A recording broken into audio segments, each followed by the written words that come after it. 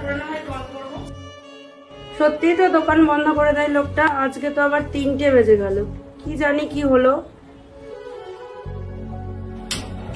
কদিন ধরে চারিদিকে একটাই সুর বেজে চলেছে, ওই যে একটা ডাক্তার মেয়ে মারা গেছে, নাম মৌমিতা, তাকে নিয়ে। কি নৃশংসভাবে মেরেছে মেয়েটাকে। বুকটা শিউরে উঠল সুতাপার।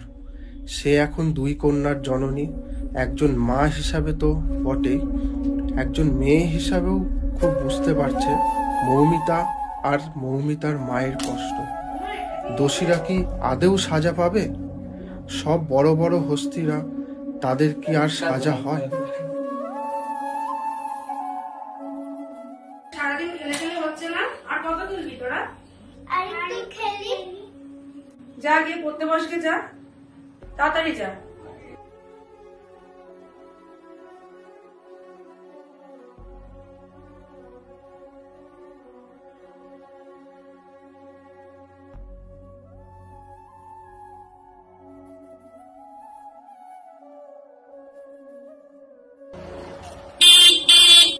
বাইরের গেটের আওয়াজ হতেই তিন্নি মিন্নি চেঁচিয়ে উঠে গেল বাবা এসেছে বলে।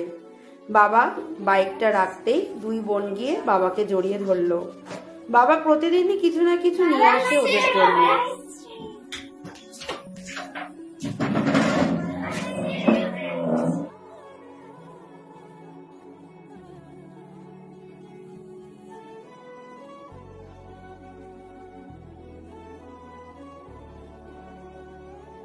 কিন্তু অন্য দিনের তুলনায় বাবা একটু গম্ভীর।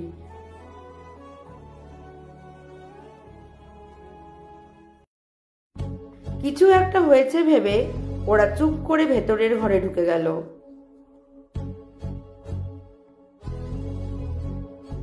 কি গো, খেতে এসো। হ্যাঁ, খাবারটা খাওয়ার আমি আসছি।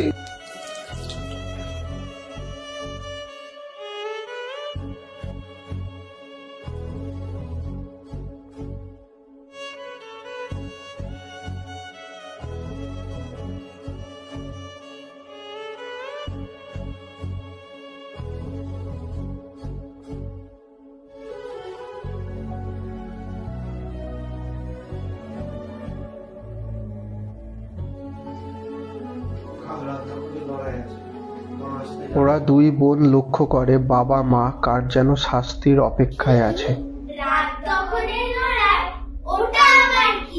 শোনো না, যেতেই হবে, ওই নরপশুগুলোকে ছাড়া যাবে না একদম।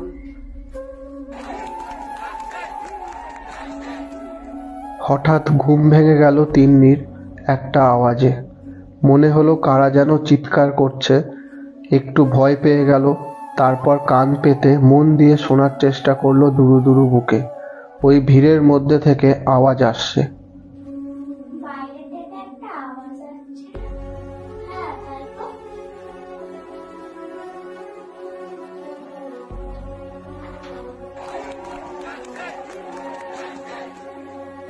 তখন কি বাবা এইসব নিয়ে আলোচনা করছিল?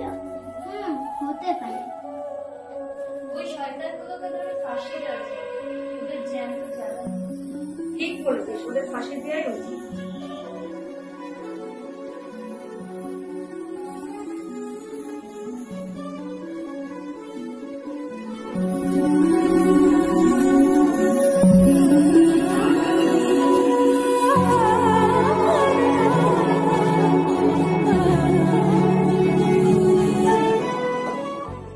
যাদের জন্য সবার মনে এত কষ্ট, তাদের জন্য মা বধ করে দেয় অসুর বধের।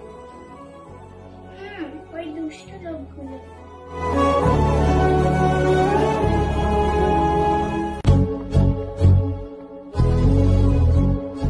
এবারে আর নয়, অনেক হয়েছে চুপ করে থাকা।